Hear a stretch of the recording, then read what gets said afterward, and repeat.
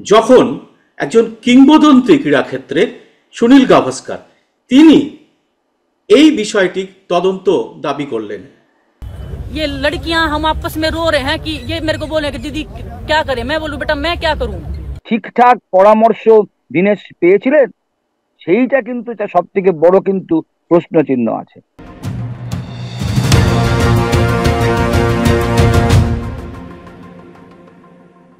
নমস্কার, সবাইকে এই খোলা আড্ডা অনুষ্ঠানে স্বাগত। আমি সুব্রত বসু। আজকে সারা ভারতের 140 কোটি মানুষ বাকরুদ্ধ।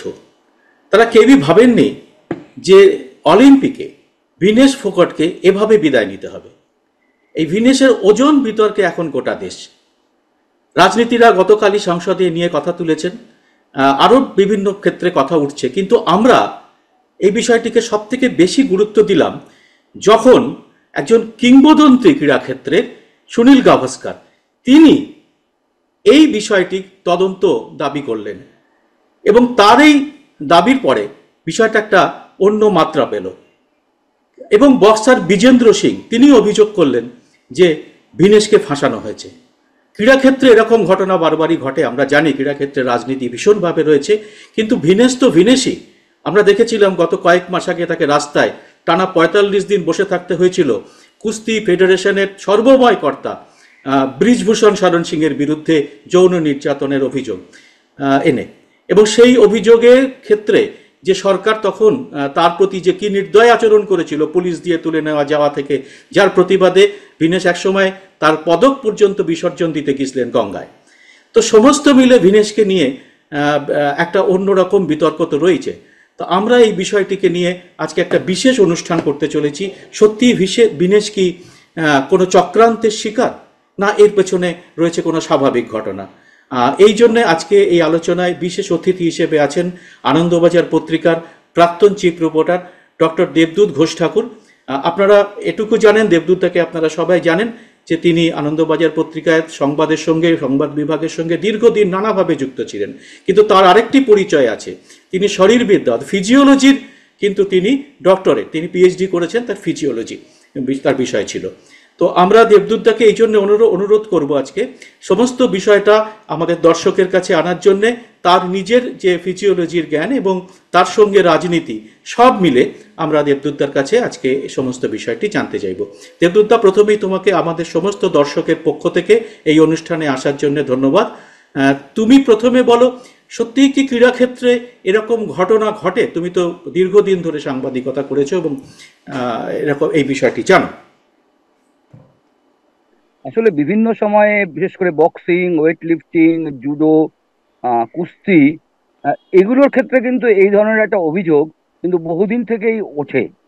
কারণ উঠে আসছে এবং উঠেছে যখনই কোনো একজন এখানে ডিসকোয়ালিফাই হওয়ার কিন্তু সম্ভাবনা কিন্তু প্রচুর, চান্স কিন্তু প্রচুর।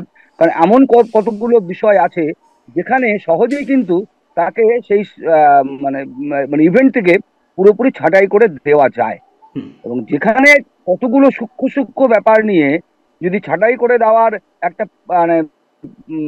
সম্ভাবনা থাকে, আশঙ্কা থাকে, তাহলে কিন্তু এই ষড়যন্ত্রের যে একটা সূত্র কিংবা একটা আশঙ্কা, সেটা কিন্তু আরো দৃঢ় হয়। এবং সেক্ষেত্রে এবং এই ভিনেশের ক্ষেত্রে সেই জন্যই এত বিতর্ক হচ্ছে, যে কারণ যে ব্যাপারটা হচ্ছে, আমি কেন এই যে খেলাগুলোর নাম বললাম, সে খেলাগুলো সব হচ্ছে ওয়েট ক্যাটাগরি, বিভিন্ন ওয়েট, হয়তো কারো বলে 50 kilo, 40 kilo, 45 kilo, 55 kilo, 60 kilo, 65 kilo, 80 kilo, 85 kilo, এরকম। যেমন বক্সিং এরও আছে, কুস্তিরও আছে, জুডোরও আছে, ওয়েট লিফটিং এরও আছে, এইসব পাওয়ার লিফটিং এরও আছে।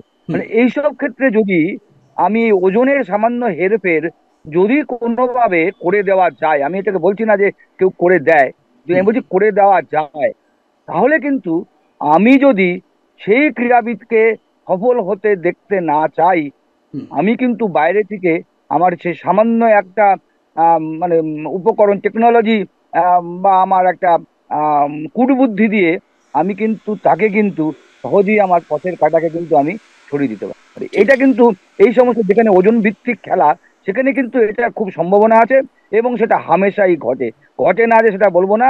ষড়যন্ত্র প্রচুর হয়, এবং ক্লাব স্তরে, রাজ্য স্তরে, কিংবা অঞ্চল স্তরে যখন এরকম এই ধরনের প্রতিযোগিতা হয়, সেখানে কিন্তু হামেশাই এই ধরনের কিন্তু অভিযোগ ওঠে। ঠিক। সুতরাং এইটা এই এই এই ধরনের খেলাতে যেখানে ওজনটা একটা খুব বড় ব্যাপার আর কি, মাপকাঠি আমার যোগ্যতার, সেখানে কিন্তু এই ধরনের অভিযোগ ওঠা কিংবা মানে হয়তো সত্যি প্রমাণিত হয় না, কিন্তু তদন্ত করলে একটা কিছু পাওয়া যাবে, সে ব্যাপারে আমি দৃঢ় নিশ্চিত। ओलंपिक में जो मेरे साथ हुआ था, मैं आप सबको पता है, मैंने इसमें डाला था कि मेरे साथ क्या क्या हुआ था। मेरे साथ कोई फिजियो नहीं था। क्या उस टाइम पे हम 4 महिला खिलाड़ियों के साथ में फिजियो जाना जरूरी था या अध्यक्ष जी का जाना ओलंपिक विलेज में जरूरी था? उनके साथ में जो हमारे विनोद जी सेक्रेटरी हैं उनका जाना जरूरी था, या मेरे साथ या मेरी जो महिला जो 4 लड़कियां थी उनके साथ में कोई महिला फिजियो का होना जरूरी था? क्या किसी ने उनसे सवाल किया इस बारे में? मुझे दोषी ठहरा दिया गया। जब मैं वेट कम कर रही थी 2 दिन तक, कोई मुझे संभालने वाला नहीं था। मेरे मुंह में पानी की बूंद नहीं थी 2 दिन तक। ये लड़कियां हम आपस में रो रहे हैं कि ये मेरे को बोले कि दीदी क्या करें। मैं बोलूं बेटा मैं क्या करूं। ये लड़कियां जूनियर हैं, ये हमसे जवाब मांगते हैं कि दीदी क्या चल रहा है, ये आप लोग इतने सालों से कैसे सर्वाइव करें। मैं बेटा सिस्टम के साथ मिल क्या लड़ाई करें, हिम्मत कहाँ से लाए। आज ये हिम्मत मिली है तो यहाँ आए हैं। এই ষড়যন্ত্রের কথা তুমি যেটা বললে সেটা আরো বেশি ইয়ে হয়ে যায় যখন গাভাস্কারের মতো একজন লোক, যিনি ক্রীড়াক্ষেত্রে কিংবদন্তি, তিনি যখন এই অভিযোগটা সংশয়টাকে কিছুটা মান্যতা দেন। আমি বিজেন্দ্র সিং এর কথা বলছি না, সে তো ফাঁসানো হয়েছে সরাসরি বলেছেন তিনি, কিন্তু গাভাস্কারের কথাটা তো অত্যন্ত গুরুত্বপূর্ণ হয়ে ওঠে। তুমি একটা জিনিস আমাদের বলো যে ফিজিওলজির দিক থেকে একটা মানুষকে কতটা সতর্ক তার সাপোর্ট স্টাফরা, তুমি যে ইঙ্গিতটা দিলে আগের ইয়েতে, যেটা ইচ্ছে করে একটা কূটবুদ্ধি ব্যবহার করা যায়, তো সাপোর্ট স্টাফরা বা মেডিকেল টিম, তুমি মেডিকেল টিমের বক্তব্য শুনেছো ওনাদের, হ্যাঁ, তুমি এটাকে কতটা মনে করছো যে এটা যুক্তিযুক্ত? তাকে কি আরো আগলে রাখা উচিত ছিল না? না সুব্রত, যে এই প্রশ্নটা আরো বেশি করে উঠছে, যে প্রথম থেকেই একটা আমাদের এই অলিম্পিকের ব্যাপারটা নিয়ে একটা অসুবিধে ছিল যে যারা সাপোর্টিং স্টাফ তারা অলিম্পিক ভিলেজে থাকতে পারছিল না, তারা বাইরে ছিল, বাইরে হোটেলে ছিল, সব সময় তারা যে ওই যে অ্যাথলেটের কাছে গিয়ে তাকে যে পরামর্শগুলো দেওয়া সেগুলো করতে পারছিল না, এসব ছেড়ে দিলাম। ব্যাপারটা হচ্ছে যে আমি সেমিফাইনাল পর্যন্ত এইসব নিয়ে কিন্তু কোনো গন্ডগোল হবে না। ঠিক, সাপোর্টিং স্টাফরা ঠিক মতো আসতে পারছিল না, খুব ইম্পর্টেন্ট কথা বললে, এটা খুব ইম্পর্টেন্ট কথা বললে। তারা সেমিফাইনাল পর্যন্ত সবই ঠিক চললো, কিন্তু ঠিক যখন ফাইনালে নামার মুহূর্তে যখন ওজন করা গেল তার 100 গ্রাম ওজন বেশি, মানে সেটাই সব থেকে ভাবাচ্ছে যে গাভাস্কার বলেছেন বা বিভিন্ন যারা ক্রীড়াবিদরা বলছেন। তার কারণটা হচ্ছে আমার এতটা ধাপ যখন আমি এলাম তখন আমি ঠিকঠাক এলাম, আমি এতদিন কষ্ট করেছি, আমার ওজনটাকে ধরে রেখেছি, এবং সেমিফাইনাল যখন নেমেছে তখন তার 49 কিলো ওজন ছিল, সে হঠাৎ করে সেটা 100 গ্রাম বেড়ে গেল। ব্যাপারটা হচ্ছে এখন আমি আমার ওজন সম্পর্কে ভালো জানি, ও তো নিজে থেকে একটা চেষ্টা করেছে যে অ্যাথলেট, কিন্তু ভীষণ চেষ্টা করেছে, রক্ত বের করে দিয়েছে শরীর থেকে, খাওয়া ইয়ে করেছে, চুল কেটে ফেলেছে। হ্যাঁ, সাপোর্টিং স্টাফ রাখার আমার দরকার কি, আমার কোচ রাখার দরকার কি, আমার ফিজিও থাকার দরকার কি, আমার ডাক্তার থাকার দরকার কি, যে আমার দেহের মধ্যে কোন খাবারটা ডিহাইড্রেশন করবে, কোনটা ডিহাইড্রেশন করবে না, কোনটা 1 গ্রাম 2 গ্রাম ওজন বাড়াবে, কোনটা 1 গ্রাম 2 গ্রাম ওজন কমাবে, আরে সেগুলো তো আর যে অ্যাথলেট ও তার পক্ষে তো আর বিনেশের পক্ষে তো আর অতটা জানা সম্ভব না। যেটা যারা সাপোর্টিং স্টাফ হিসেবে গেছে, বিশেষ করে পুষ্টিবিদ এবং মেডিকেল অফিসার যিনি, তার দেখতে আমার প্রশ্ন হচ্ছে এদের নিয়ে, যে তারা কি তাদের যে নিজের দায়িত্বটা সেটা কি তারা পালন করতে পেরেছে? দায়িত্ব পালন না করাটা অ্যাক্সিডেন্টাল হতে পারে, দায়িত্ব পালন না করাটা ইচ্ছাকৃত হতে পারে।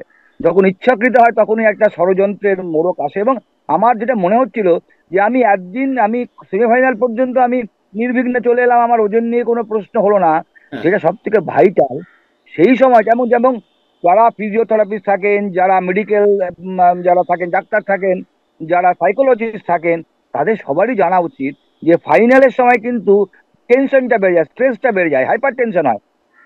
একটা যে যখন সেমিফাইনালে জিতে ওর যে একটা যে একদম হাইপে উঠে গেছে, ওর যে মানে পয়েন্টটা যে আমি ফাইনালে লড়বো, এই যে আমার বডির ভিতরে যে উত্তেজনাটা হচ্ছে, যে এনার্জিটা বেশি হচ্ছে, বেশি রিলিজ হচ্ছে, এনার্জি রিলিজ হচ্ছে, সেইটার নিরিখে কিন্তু ওর ডায়েটটাকে, ওর ওষুধগুলোকে, কিংবা ও যে ড্রিঙ্কস গুলো খায়, সেগুলোকে আমার মনে হয় আরেকটু বেশি প্রাধান্য দেওয়া উচিত ছিল।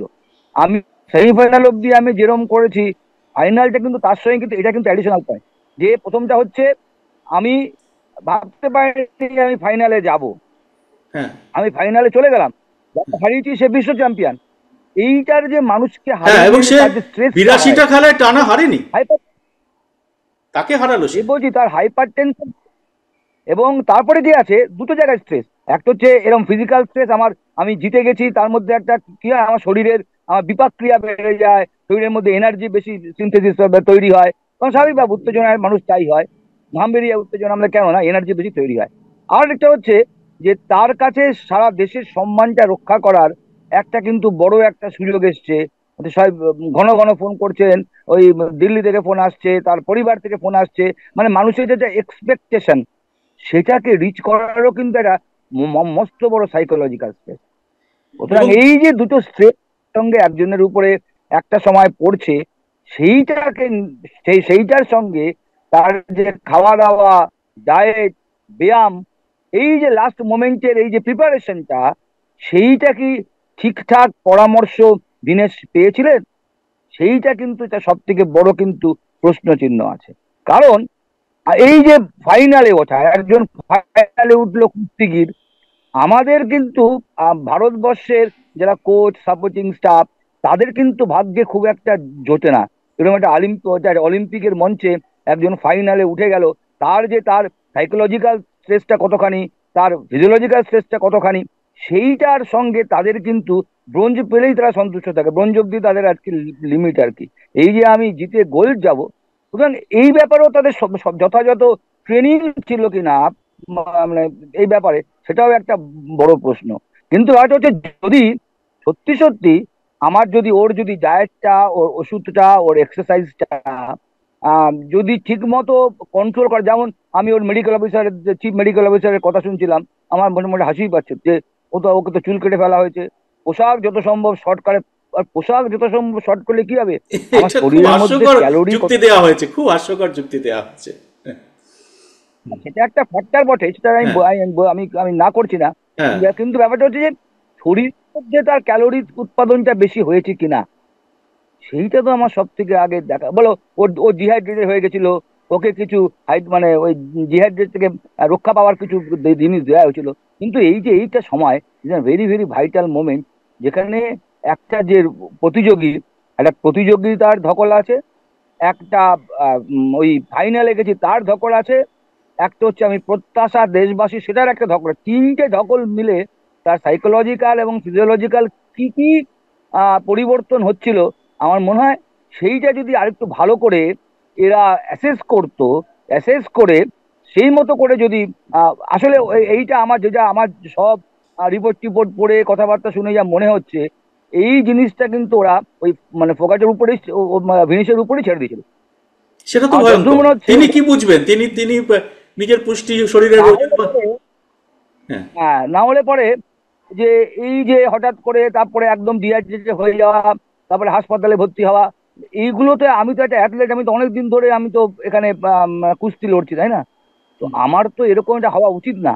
ঠিক। আমি যদি সঠিক গাইডেন্সটা পাই, তাহলে এতগুলো সাপোর্টিং স্টাফ থেকে আমার দরকার কি, আমার ডায়েটিশিয়ান রেখে দরকার কি, আমার সাইকোলজিস্ট থেকে দরকার কি, আমার ফিজিওথেরাপিস্ট থেকে দরকার কি, মেডিকেল অফিসার থেকে দরকার কি, এই এতগুলো লোক মিলে এক চূড়ান্ত সময়ে তাদের মধ্যে নিশ্চয়ই কোনো একটা সমন্বয়ের একটা অভাব ছিল।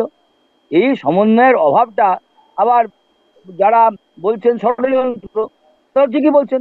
কোনো একটা পর্যায়ে আমি যদি সমন্বয়টা নষ্ট করে দিতে পারি কারোর সঙ্গে কারো, তাহলেই তো আমি ভয়ঙ্কর অভিযোগ। একটা একটা প্রতিযোগী সারা ভারতকে রিপ্রেজেন্ট করছে, তখন তো সে ভারতের পতাকা বহন করছে। 140 करोड़ देशवासी आज स्तब्ध हैं। खेल इतिहास के लिए, हिंदुस्तान के खेल इतिहास के लिए ये ब्लैक डे है। ये एक बहुत बड़ा नफरती षड्यंत्र है इस देश की बेटी, हरियाणा की बेटी विनेश फोगाट के खिलाफ। पहले कुश्ती संघ के तत्कालीन अध्यक्ष बृजभूषण शरण सिंह, जो मोदी जी के चहेते सांसद हैं, उन्होंने शारीरिक तौर से और मानसिक तौर से विनेश फोगाट को प्रताड़ा। उसके बाद दिल्ली की सड़कों पर जंतर मंतर तक 140 दिन तक संघर्ष करने के बाद दिल्ली पुलिस से भाजपाइयों ने उसे घसीटवाया। उसके बाद भाजपा सरकार ने देश की उसी बेटी पर एफआईआर दर्ज करवाया। इन सब बातों के बावजूद भी हमारी बेटी विनेश फोगाट ने ना धैर्य खोया, ना शौर्य खोया, बल्कि हिंदुस्तान का तिरंगा ओलंपिक में लहरवाया।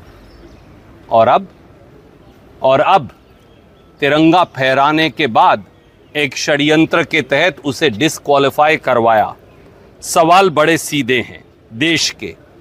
कौन है जिसे विनेश फोगाट की जीत हजम नहीं हुई? नंबर 2, किसने हरियाणा और देश की बेटी की पीठ में छुरा घोंपा? नंबर 3, किसने ताकत का बेजा इस्तेमाल किया? नंबर 4, किसका चेहरा बचाने के लिए ये पूरी साजिश हुई? इन बातों का जवाब तो चाहिए। जो बेटी 3 अंतर्राष्ट्रीय अजय पहलवानों को एक दिन में हराती है, उसका वजन 100 ग्राम कैसे बढ़ जाता है?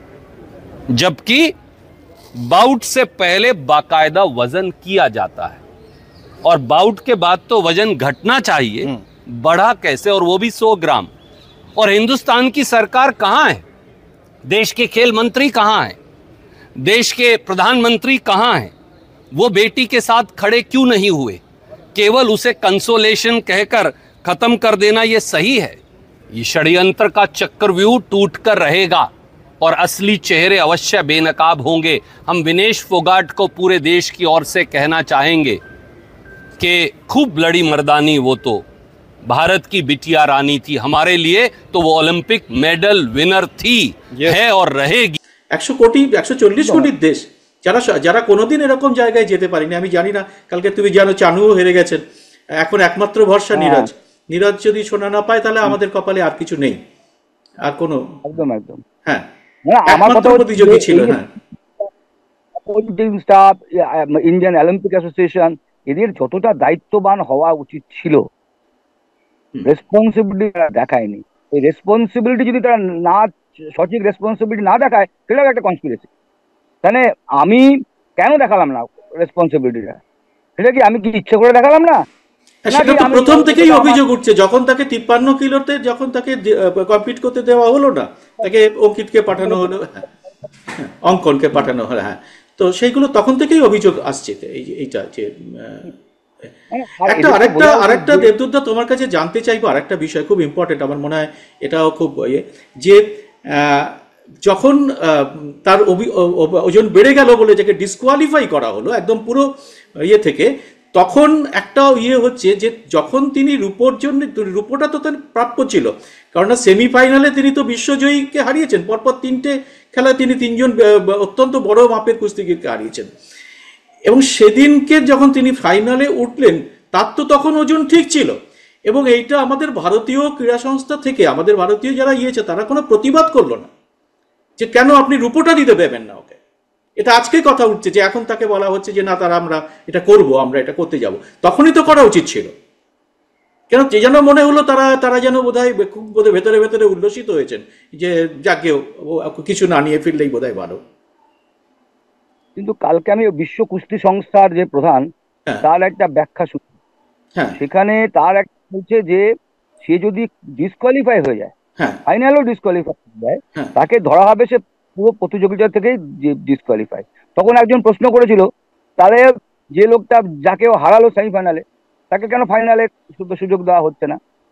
ও যদি ডিসকোয়ালিফাই যদি পুরোটাই হয়ে যায়, তখন সে বললো আমাদের নিয়মটা, যেটা আমাদের যা নিয়মগুলো লেখা আছে, তার মধ্যে লেখা আছে যদি ফাইনালের আগে কেউ ডিসকোয়ালিফাই হয়ে যায়, তাহলে আমরা শুধুমাত্র ফাইনালটাকেই ধরবো। এবং সে যে সেমিফাইনালে উঠেছে, মানে ফাইনালে, সেটাকে নাকি ওরা রাজ্য করে না। এই একটা হাস্যকর নিয়মকে প্রতিবাদ করতে তো হওয়া উচিত ছিল। সারা দেশের লোক অন্তত এটা দেখতো যে এই নিয়মটা চ্যালেঞ্জ করা হয়েছে। এইটাকে তো একটা আমাদের একটা মানে আদালত আছে, ওয়ার্ল্ড আদালত আছে, বিশ্ব আদালত আছে।